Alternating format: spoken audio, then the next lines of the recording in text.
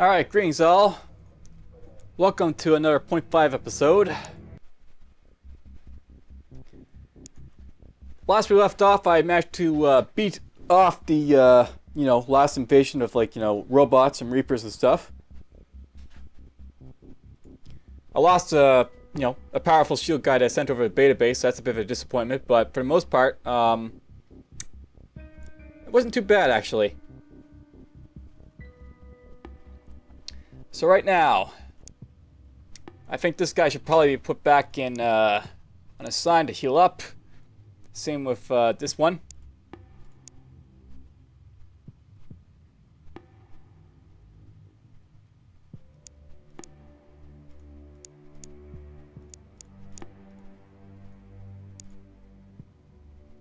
Don't have any lasers to make use of, so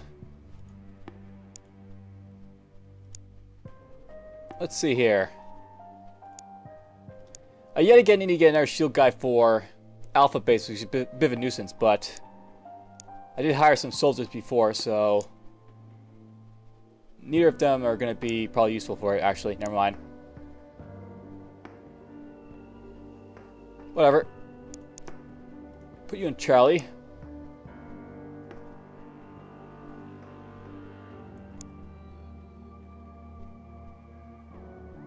You know what? Let's actually put my guy right here.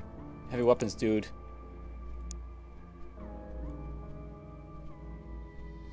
And I'll just make you equip a regular rifle so I can use the appropriate weapon for a guy in the field.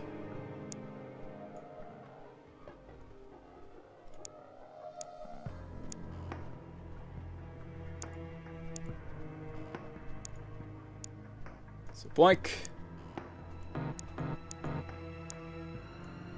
And a couple of these.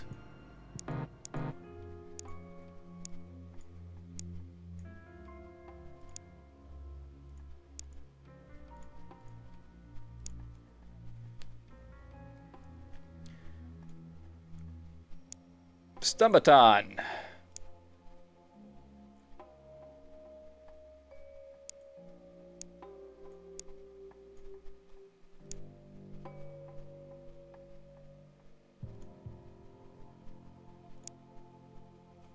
And you can pick up another grenade. And for the most part, I'm done with manipulating the Alpha Base squad for a little bit. I think.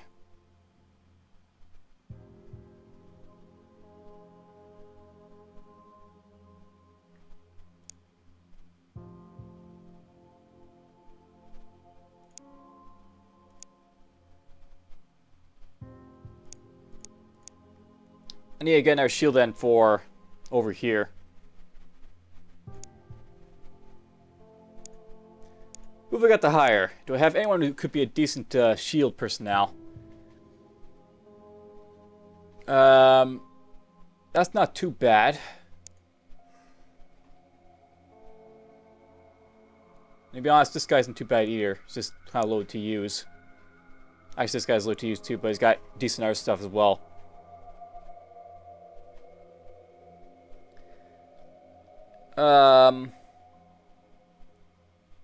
And we'll hire this guy too, I think.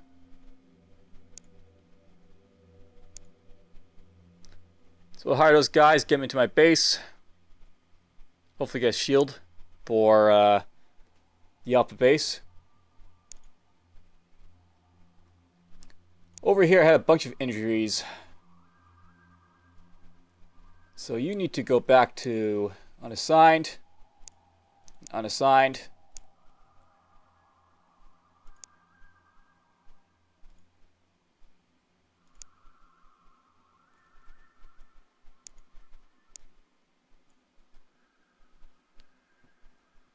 Take this too.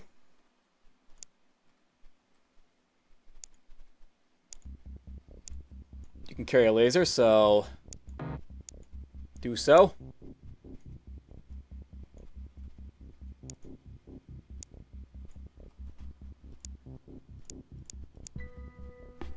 And now I just pretty much have to fill this guy out with riflemen and shields. So there's one shield to go in.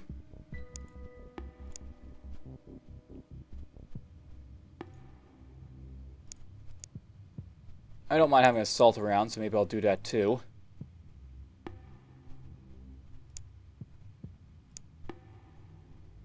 Yeah, you can go in.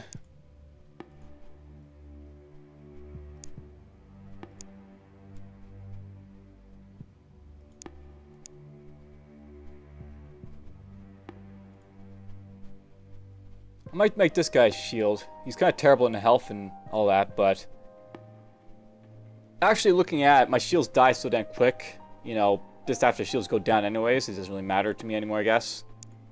Until I get some armor, it doesn't seem to really matter if they will survive the hits.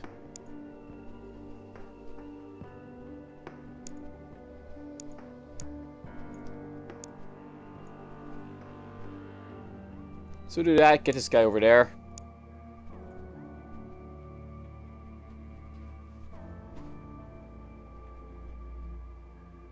That looks pretty decent for a setup. An assault, some riflemen, bunch of other specialized guys.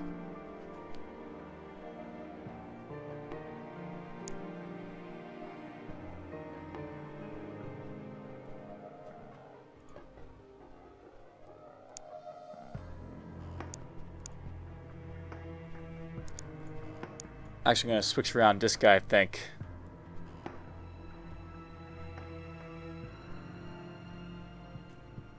Now we'll keep him as is. I'm just going to give him extra grenades instead of C4 there. I'm thinking of like having like dual weapon type of guys, perhaps again. It's not a bad idea if they have like, you know, dual weapons.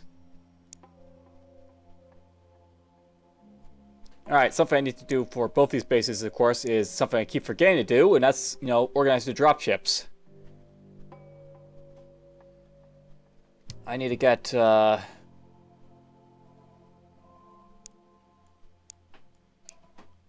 one more, gonna pause the recording. Alright, back for a little bit more of this organizing and stuff. So with the ballistic guy, actually not right there, he's going to, actually, you can go right there.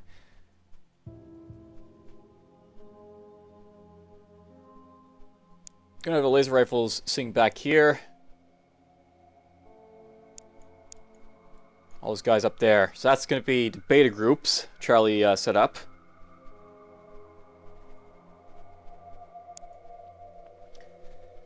And I'm waiting on the shield guy to get recruited over here, so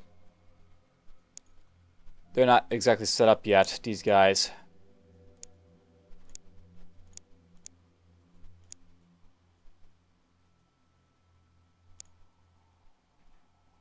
I may make Lieutenant Haruku here into a shield, actually. That's something I'm thinking about doing right now.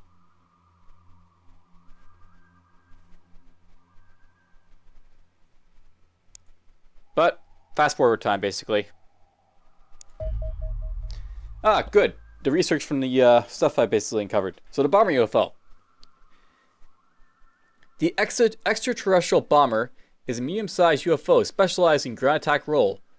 Though easy prey for our interceptors, it can quickly rain death and destruction on a funding nation and sour relations accordingly. It employs two linked electromagnetic torpedo launch tracks to do so, forming a semicircular structure on the rear half of the saucer. Each torpedo is powerful enough to sink a ship, and we believe the bomber capable of launching a pair every 6 seconds, making casualties from any strafing run a virtual certainty. Thankfully, they are unguided and travel too slowly to be of any practical use against aerial targets, making the bomber vulnerable in combat. The entire craft has been designed around these weapons. The thin wings, jutting out from either side of the saucer, are likely intended to stabilize the craft during an attack run, while the saucer itself is largely hollow and presumably mostly used for ammunition storage. The Harridan pilot, craft reactor, and avionics are all crammed to a small area in the front. We actually believe that this is the reason why these little UFOs survive an interception, as the remaining torpedoes tend to detonate either immediately or on impact on the ground. In short, the bomber is an underwhelming combatant, but one that must be dealt with quickly. It's basically, you know, it's a terror weapon, so to speak. And then the Andron disassembly. These are the robotic invaders I was basically fighting. Androns are bipedal robotic infantry. They stand approximately 2 meters, 6 feet and 7 inches tall, and are constructed from same alien materials as the hulls of alien craft. They are heavily armored, utterly fearless, and capable of firing heavy weapons on the move, but seemingly suffer from a lack of situational awareness. Combat videos do not show a single instance of an Andron taking cover. Perhaps the aliens believe the robotic guardians invulnerable to our weapons. Either way, you should exploit this flaw in their programming.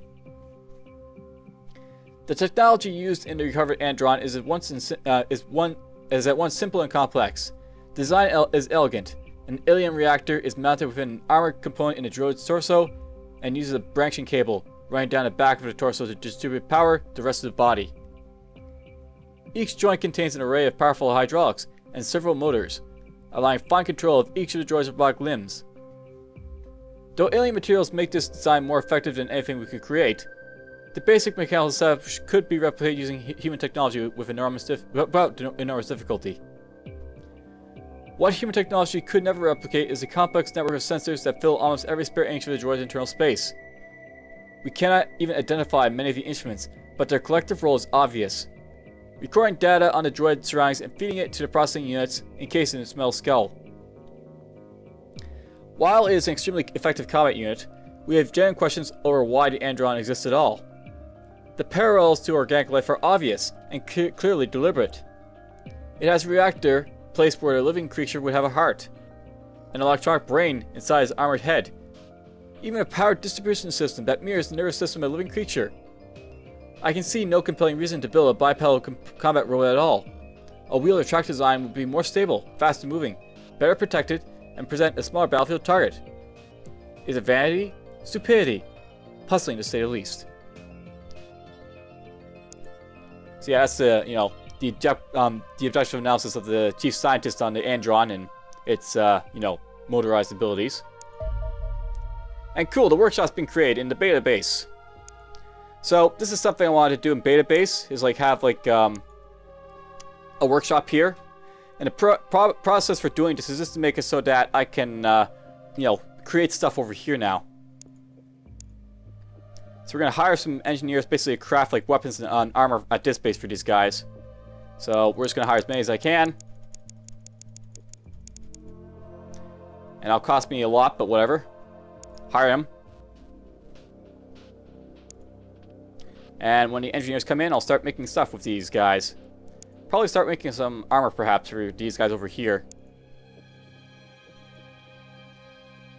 Of course, I got no engineers to drop in, so we'll have to wait a little bit.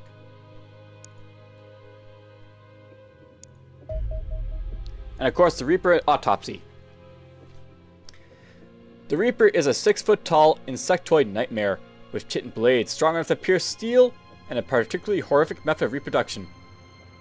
It is a biological weapon of mass destruction, a monster that spreads death and terror in equal measure. Each Reaper is a parasitic creature that reproduces through implanting larvae inside living organisms. These larvae secrete a chemical that disrupts the nervous system of the victim, leaving them shambling around in a state of damned half-life, while the larvae gestate rapidly inside the body and metabolize it from within.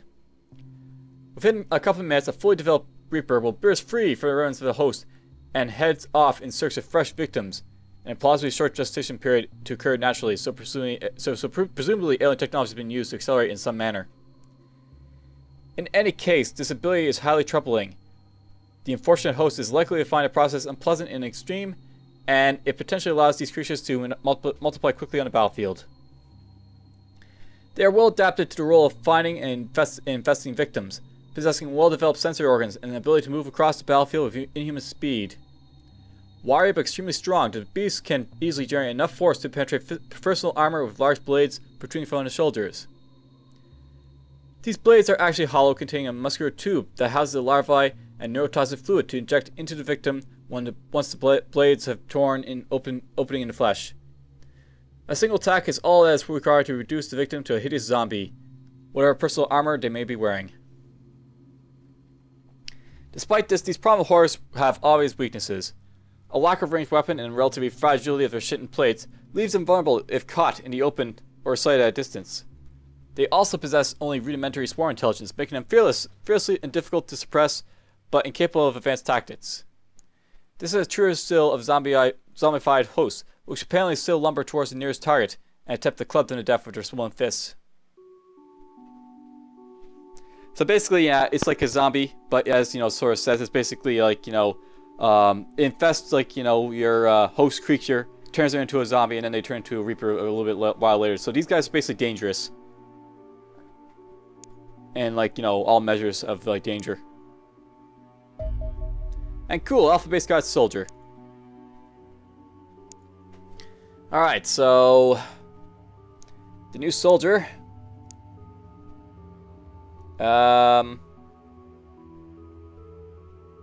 I guess this is someone I hired to be a shield? I forget. I'm not sure this is actually the soldier I meant to hire for that. I think I hired some more, so we're going to wait for those other guys to come. And they're at Beta Base. These guys are actually the soldiers I think I hired from before. That's not actually a bad thing, but let's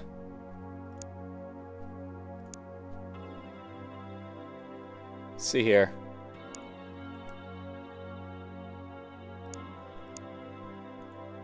Those are the two hires right there, I guess.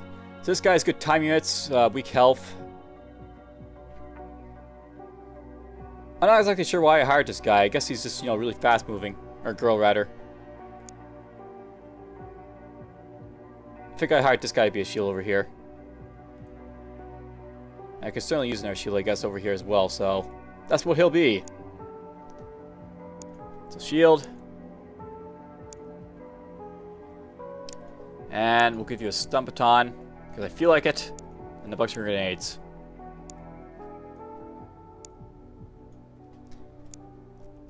And this one, she's kind of weak, but she's brave. Give her that.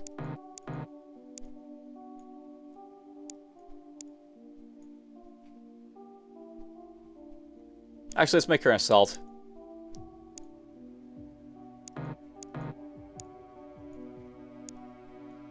She can charge up and hit people in melee.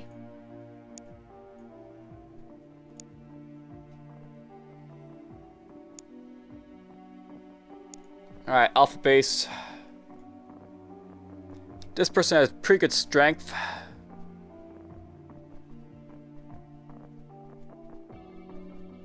Yeah, I think this person was one I was making into a shield. So why not? We'll make her into a shield.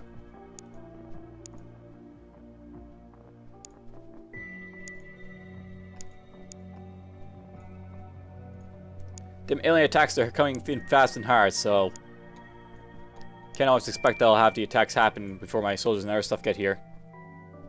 More frequent attacks. Okay, you're Charlie 1. And I should probably reorganize these guys a little bit, so the shields are in front.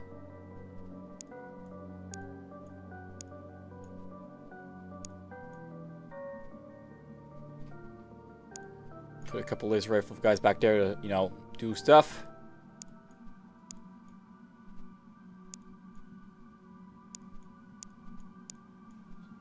I'm gonna have the machine gunner right there. And I sort of like this layout. We got 3 corporals, 4 privates, and a major. And then we also got, like, a couple other guys over in here.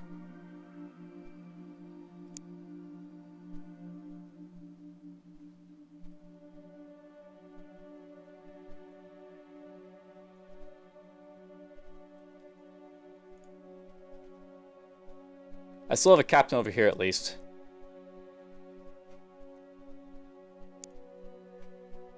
Actually, I have 2 captains.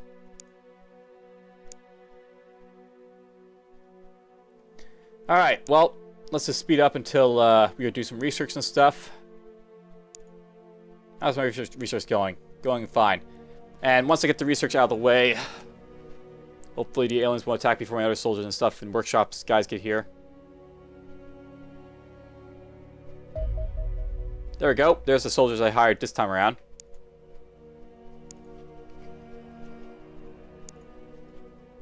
So now I got 10 soldiers over here. I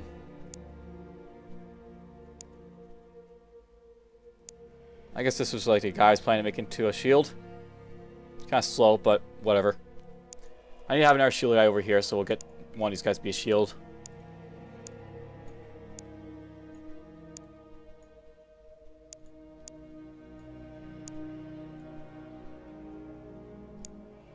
And you...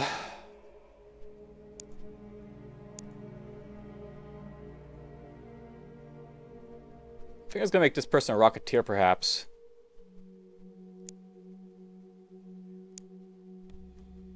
She has weak health, but she has good strength and accuracy, so she can fire rockets and stuff.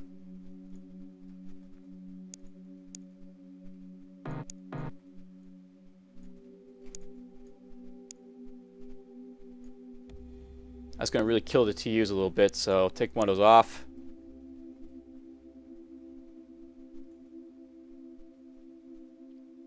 And this person's probably just fine as is.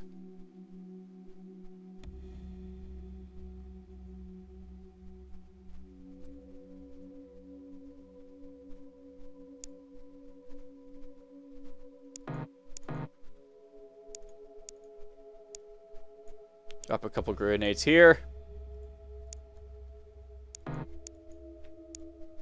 Eventually I'll have better grenades than these stun gas grenades I've been equipping all over the place. And armor. All the good stuff that eventually I will have on these guys.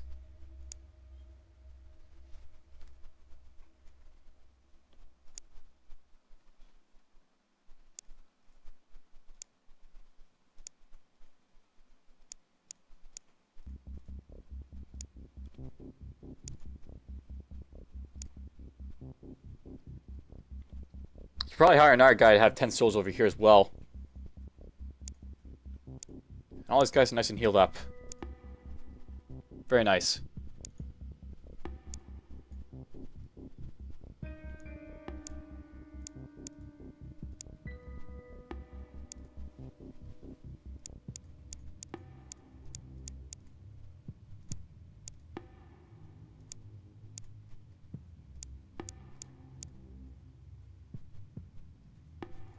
It's only the sergeant here is pretty weak, but turning into a shield.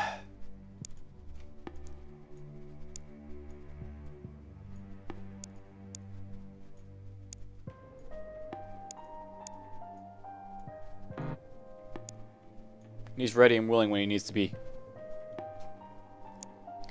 Housekeeping, that's what these episodes are all about. Not sure if anyone's going to watch them, but, you know, they're here if people want to see them. What I'm doing basically in the off time.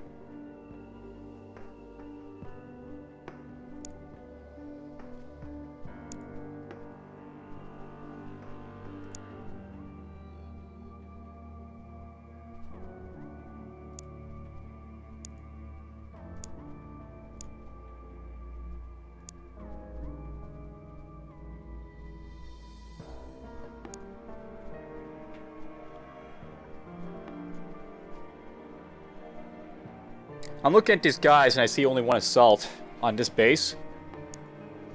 I've got, you know, over here on this base a couple more assaults. I guess that's fine. As is.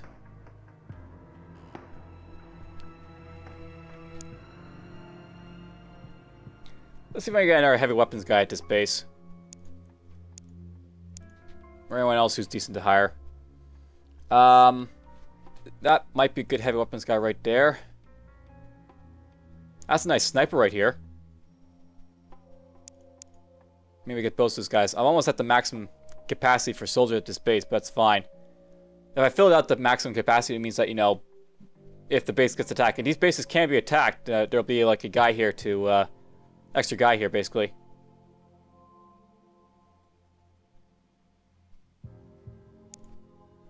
Actually might just hire these guys. This sniper at the alpha base, so hire you at beta. And then we'll hire the sniper for this base.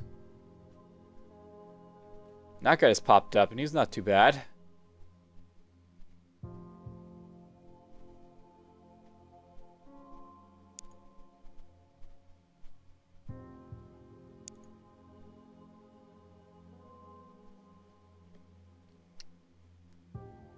Maybe hire this guy. This guy's not bad too bad either. All nice builders are popping up finally.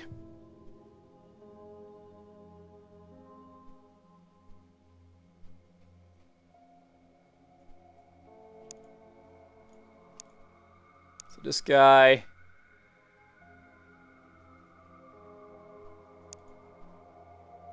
And this guy.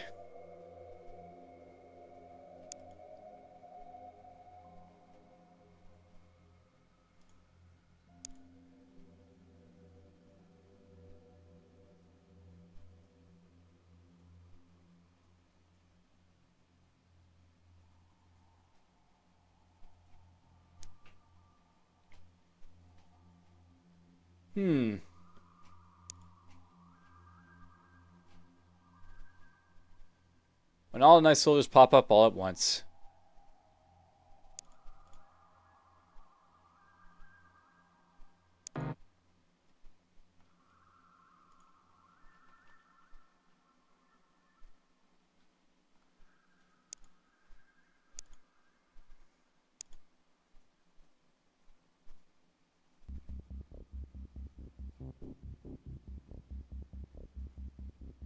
This is the wrong base for this guy. I'm thinking about making this guy an assault, so... hire him at this base.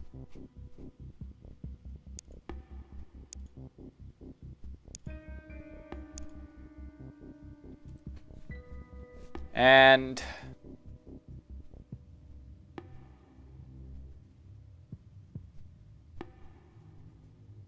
I'll hire this guy here. So there we go. Now I got maximum living space filled out at beta base. It's fine. And over here at my main base, I've got a bunch of guys on the way too.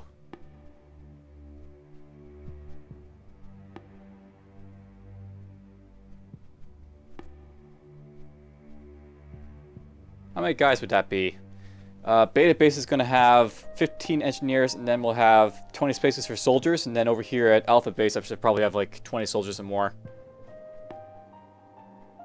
I'm going to have 45 space for engineers and scientists at alpha.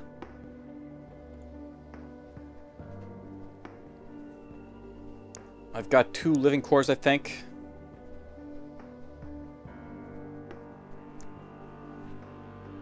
$70 minus 45 means I can have up to 25 soldiers at alpha base if I want. The 20 is, you know, fine to have around. Yeah, 20 each basically fine for now. I don't need to fill it out like and, you know, use up all my money doing so, so there's that. And slowly these laser rifles are getting built up. We'll actually try and equip these guys onto my soldiers right after, you know, the aliens come in a little bit more, I think. Ah, good. Engineers. So beta base now has engineers. Which means I can build stuff here. Let's see here. Let's start off with, I have a bunch of, you know, carbines here that I really need to get built, so we'll build 2 of those. It was apparently going to take 5 days to build just the laser carbines. Maybe I'll just do that only for now. I'll slowly work on these a little bit more.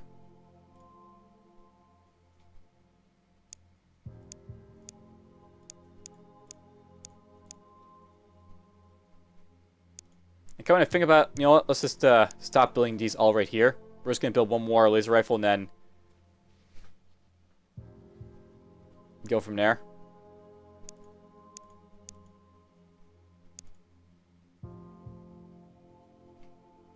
I'm almost done the next one here. Good. Alright, well, this base. What does this base have a lot of? I've only got 1 assault here, so I guess I'll build, you know, just 1 assault rifle carbine. So, just get 1 of those. Give a couple days to build that.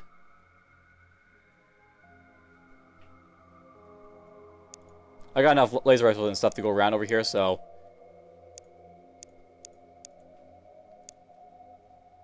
Essentially, I can probably send these laser rifles over. Let's transfer these to beta base.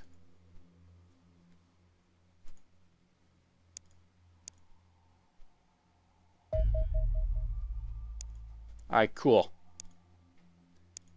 Beta base now has some extra rifles to make use of, because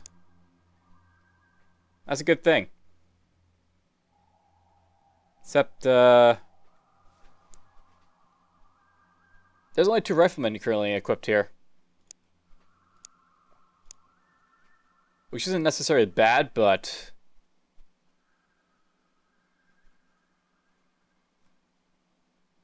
oh, whatever.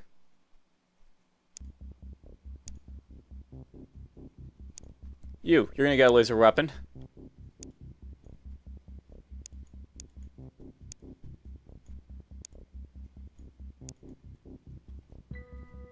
And we'll get this corporal laser weapon, I guess.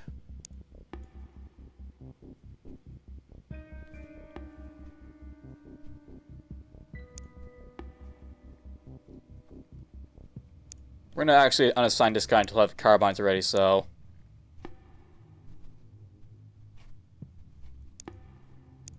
you can go into Charlie 2.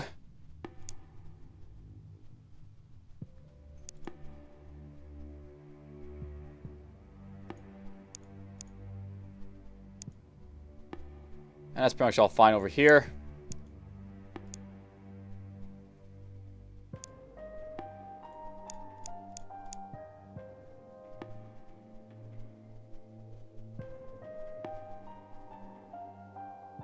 I might build an extra rifle weapon, laser rifle for over here, but I don't need to just at the moment. Ah, here we go. The Corsair Interceptor. Research is complete. The X-37 Corsair is the first aircraft designed specifically for fighting extraterrestrial craft. We have made extensive use of alien materials when designing the airframe, and used materials known to be resistant to alien weapons for everything else, producing an aircraft that's faster, tougher, and no less agile than our F-17 Condor interceptors. It is not capable of carrying heavy torpedoes, so should complement the Foxtrot rather than replace it. In many respects, the design of the craft is an evolution rather than revolutionary. It is an immense undertaking to design an entire aircraft in such a short time, even for someone as intelligent as myself. Many of the gains have been made by reproducing existing systems using more efficient alien materials, manufacturing techniques, but we have made 2 main innovations: introduction of variable sweep wing design and a new ER-free alien impulsion reactor turbine system. The latter produces twice as much thrust as a conventional jet turbine. The former increases maneuverability at low speed while also increasing performance at high speeds. As a result, the Corsair can cruise at almost 3,000 kilometers an hour, despite the extra armor making it larger and heavier than its predecessor. Construction of each Corsair represents a significant investment time, money, and alien materials, but I have little doubt that conventional aircraft will rapidly become obsolete as the invasion escalates further. So this is like our, really first extraterrestrial craft type of killer. And I'm probably not going to build a whole lot of these, but I'll be building at least a couple of them, probably. Probably my alpha base too, to throw that out there as well. Let's get the Reaper analysis going. I'm going to just drop these guys down. The Reapers aren't too important to learn about, so just have 5 on there. I actually want to get the electro shock grenades working, so do that. And I can probably drop this down a little bit too.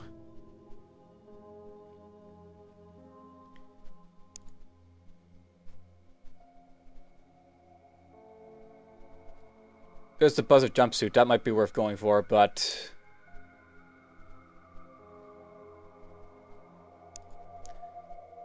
let's go with this guy for now. That's all my scientists assigned to do stuff for the moment. So yes, now I can build a Corsair Interceptor. I'll probably start doing that over here at this base at some point.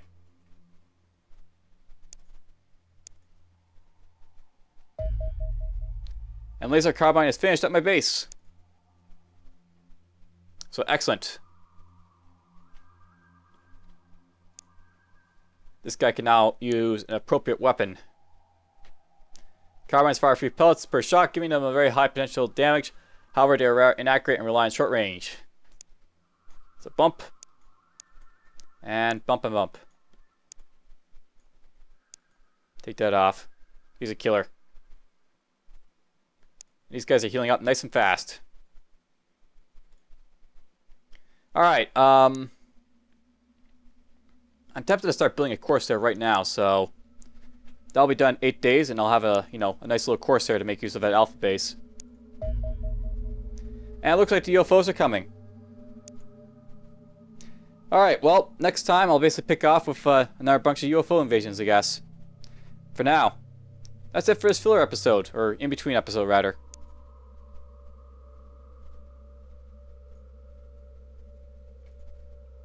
Take care.